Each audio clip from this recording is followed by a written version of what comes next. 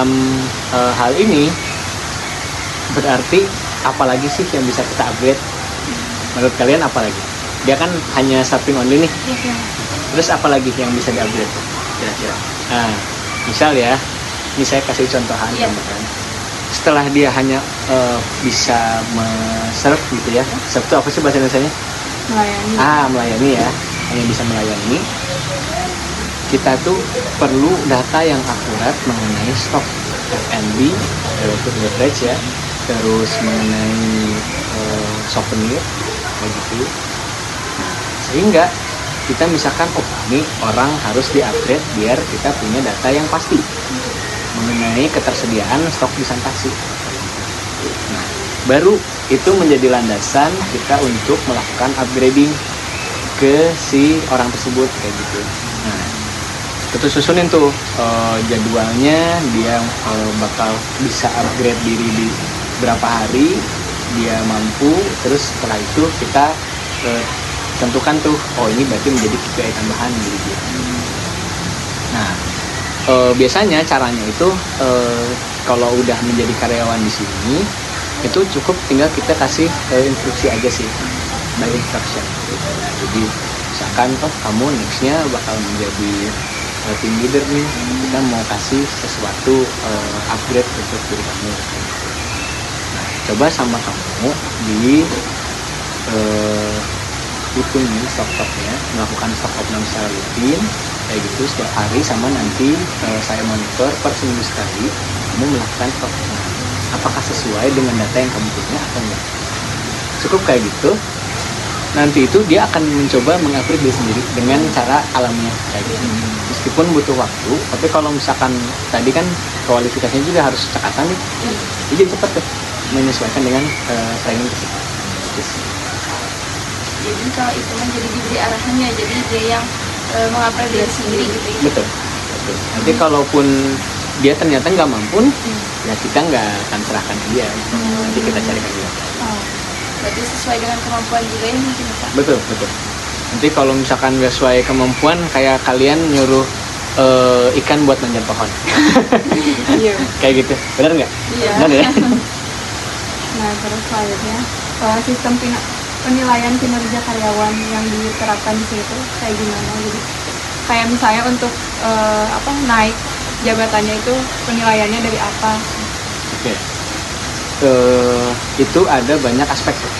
Jadi di sistem manajerial kita itu ada beberapa aspek tuh, dari mulai HR, dari mulai tim QA, tim operation, sama tim marketing. Nah, dalam aspek-aspek tersebut memenuhi nggak nih? Gitu. Misalkan dari tim HR, dia saya lihat masuknya pagi terus kayak gitu. Jadi biasanya kalau HR itu dia tentang ketepatan waktu, absensi, terus dari segi dia absensi itu kan sakit, izin, alfa, kayak gitu-gitu dinilai. Jadi objektif. Terus kalau misalkan dari segi misalkan operationnya, dia penjualan, dia melakukan preparing stok enggak gitu kan, itu operation. Nanti dari segi sales marketing, dia melakukan penjualan segimana kuat sih gitu kan. Bisa beda tuh kalau misalkan, karena kita kan punya beberapa posisi ya di sini. Ada yang ini namanya area SA, ada yang di tengah tuh area ST. Ya kalau misalkan di SA ini kan orangnya itu aja, bagus nih penjualannya. Nah itu udah kelihatan. Bisa jadi penilaian ya? Bisa jadi penilaian. Sehingga yang kita nilai itu si indikatornya itu benar-benar hal yang sebutnya akurat lah. Sesuai lah parameternya, nggak subjektif lah. Misalkan, ini karena keluarga si Anu dinaikin gitu ya. Enggak, orang dalam. Orang dalam. Power of orang dalam ya. Ini selanjutnya, mungkin kan kalau di Santasi pasti ada beberapa kendala ya terkait pengelolaannya. Nah, mungkin pasti ada nih beberapa kendala yang pernah dihadapi saat pengelolaan SDM-nya gitu. Kira-kira apa aja sih gitu Kendalanya dulu ya. Yes, okay. Kalau misalkan kendala itu kita banyak macam. Tapi kalau misalkan dari segi pengelolaan SDM, pada akhirnya adalah dari segi komunikasi. diskon. Ya, karena dalam SDM itu hal yang harus dirapat itu dia komunikasi. Semakin banyak kita melakukan temu atau misalkan meeting itu kadang-kadang malah membuat memang lebih banyak komunikasi tapi sedikit action. Tapi kalau misalkan kita longgar meetingnya itu nantinya sama tuh, komunikasi longgar, jalan banyak action tapi nggak jelas kayak gitu. Itu contoh SDM lah kayak gitu. Terus ada lagi misalkan dari segi pengelolaan SDM ya, kan kita di sini menggunakan aplikasi HRIS sebutnya. Tahu nggak HRIS apa? Nggak tahu. HRIS itu dia Human Resource Information System. Dia yang jadi buat kita rekap absensi apa segala macam dari situ. Jadi absensi kita tuh sekarang udah by ya bukan fingerprint, Permuk Permuk kayak gitu. Face ID. Ya, Face ID benar. Kayak gitu. Nah, itu pun masih ada kendala tuh dari segi sistemnya sendiri. Misalkan kita sampai nggak tahu kalau si orang ini masuk atau enggak gitu kan, nggak muncul notif. Nah, terus kita tiba-tiba pada saat mau clock out kayak gitu, mau pulang itu nggak bisa melakukan clock out karena server dia down. Banyak sih kalau kendala-kendala sih biasanya sifatnya teknis. Kalau misalkan yang sifatnya dia bukan teknis ya, non teknis tuh kayak strategik, itu biasanya ditemukannya bukan di SDM tapi di sales and marketing kayak gitu, karena dia benar-benar strategikal untuk gimana sih si perusahaan ini bisa berjalan, ya kan? Apakah ini akan revenue-nya ini akan memenuhi dari kebutuhan atau enggak? Karena jujur kalau di Santasi sendiri yang kebutuhannya paling tinggi itu dari segi HR. Kenapa coba sisi HR yang paling tinggi? Nah, kira-kira nih Kalau maksudnya kebutuhan dalam apa? budget. Kenapa budget yang paling keluar paling tinggi itu dari segi HR? Karena menggaji. Betul. SDM itu merupakan budget pengeluaran paling tinggi dari sisi perusahaan. Itu sih. Jadi kendala SDM itu cuman kayak di komunikasi aja gitu. Sama tadi mungkin pengelolaan aplikasinya kurang. Iya.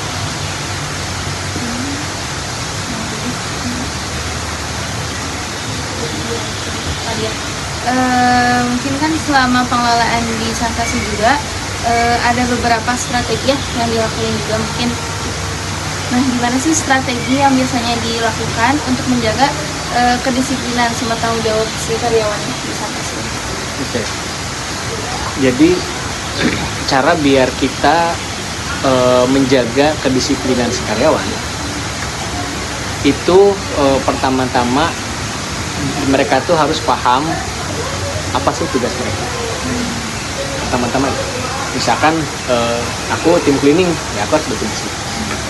Itu udah menjadi hal yang simpel untuk menjadi disiplin. Terus misalkan harus datang pagi, nah itu maka dia akan ada reward and punishment kayak gitu. Jadi kalau misalkan dia masuk pagi, alhamdulillah dapat reward. Kalau misalkan enggak, jadi dapat punishment. Misalkan nih tiba-tiba dalam sehari dia hilang kagak tahu kemana gitu, kan nggak disiplin banget ya kesannya. Nah pada akhirnya potong tuh jadi gini. Nah sehingga nanti ada tuh reward and punishment-nya. Itu salah satu cara paling sampai saat ini ya yang paling efektif buat mendisiplinkan karyawan. Kalau boleh tahu nih, reward sama Punishment-nya ya. punishment-nya apa? Oke. Rewardnya itu kalau misalkan orang masuk pagi nih, anggaplah operation kita harusnya jam 10 tapi masuk jam 8, itu ada lembur tuh buat mereka. Maksudnya lembur meskipun kehitungnya nggak terlalu besar, tapi kalau dikali 50 mah besar ya. Lumayan. Nah terus kalau punishment-nya itu dia ketika kalau misalkan masuk siang, udah pasti yang pertama dia akan ada social punishment. Social punishment tuh kayak orang-orang ngeliat dia kayak orang tuh nggak disiplin banget, udah pasti orang ngeliat dia bete. Iya. Kalau misalkan dari segi sistemnya, jadi dipotong. Jadi, Kalau misalnya kita udah ngelakuin kesalahan gitu beberapa kali, itu bakal ada kayak kesempatan lagi atau misalnya kayak ya udah sekali tapi langsung dikeluarin. kita by penilaian. Gitu. Jadi kalau misalkan kita itu penilaian itu per 6 bulan sekali. Tergantung ya, ada yang PKWT 6 bulan, ada yang PKWT 3 bulan, ada yang 1 bulan kayak gitu. Nah itu nanti dia ketika udah 1 bulan kita lihat ternyata dia nggak cocok nih, banyak melakukan pelanggaran kayak gitu terhadap perusahaan, kita kan dari kontraknya kayak gitu. Sehingga mungkin nanti kalau kalian misal nih kedepannya kalian jadi HR kan, Ya Allah. kalian ngeliat tuh di dalam CV-nya tuh habis kontrak. Nah itu tuh patut dicurigai sama kalian. Ini apakah habis kontrak karena emang kalian yang melakukan pelanggaran atau emang karena si perusahaan lagi mencari yang baru? Gitu. Jadi resignation. Gitu. Ya. Kayak pernah kekurangan SDM nggak atau tenaga kerja gitu waktu misalnya kan pasti kalau liburan pengunjung tuh banyak banget ya. Kalau pernah nggak kayak kekurangan tenaga kerja atau SDM nya? Oke. Kalau nyebut pernah, pasti pernah. Karena pernah atau enggak itu dia sifatnya subjektif ya. Tapi kalau misalkan dari perhitungan secara standar ya, perhitungan secara standar itu memang muatnya si Santasi ini dia sampai 3.000 orang. Dan emang SDM yang tertera itu paling-paling juga yang handle-nya 20 sampai 30 orang ketika siang dini ya. Tapi pada akhirnya kita kan gak mau ngambil risiko ya. Nah, solusinya adalah kita nambah orang ketika di masa high season. Kayak gitu. Misalkan di masa high season ini prediksinya dia dalam 1 minggu awal. Kayak kemarin tuh waktu lebaran. Dalam 1 minggu awal kan banyak orang tuh.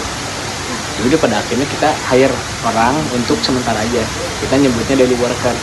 Daily worker itu dia adalah kerja harian. Kayak part time gitu. Part time, betul. Jadi nggak kita kontrak.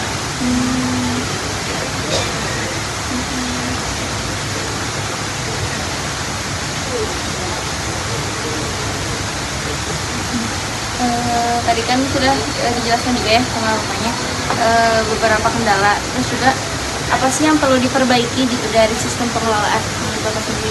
Sistem Pengelolaan pengelolaan. SDM yang di sini. Oke, kalau misalkan dari segi sistem yang harus diperbaiki itu yang pertama udah pasti strukturnya harus benar dulu. Strukturnya harus benar. Terus ketika strukturnya udah benar, orang-orang yang mengisi struktur tersebut itu harus terpercaya. Itu sih pada akhirnya. Karena kalau misalkan yang mengisi itu orang-orang yang sesuai nih dengan apa yang udah diamanahkan kayak gitu. Ya kan, kayak tadi misalkan dia orangnya terlambat kayak gitu. Kan pada akhirnya gimana atasannya bisa ngarahin ke dia. Nah, pada akhirnya yang mengisi posisi atasan itu seorang yang baik. Terus yang kedua adalah tadi mengenai sistem aplikasi ya. Karena memang kita menggunakan pihak vendor atau pihak ketiga untuk sistem tersebut. Nah, pada akhirnya kita hanya bisa melakukan komplain ke pihak ketiga. Cuman sebelumnya saya juga pernah tuh melakukan dia absensinya melalui pinjer. Nah, itu pada akhirnya sebenarnya lebih baik. Karena kenapa lebih baik? Kita SDM lebih sedikit, jadi yang saya rekap tuh nggak banyak. SDM-nya untuk saat ini kita cuman ada 50 orang presentasi karyawan.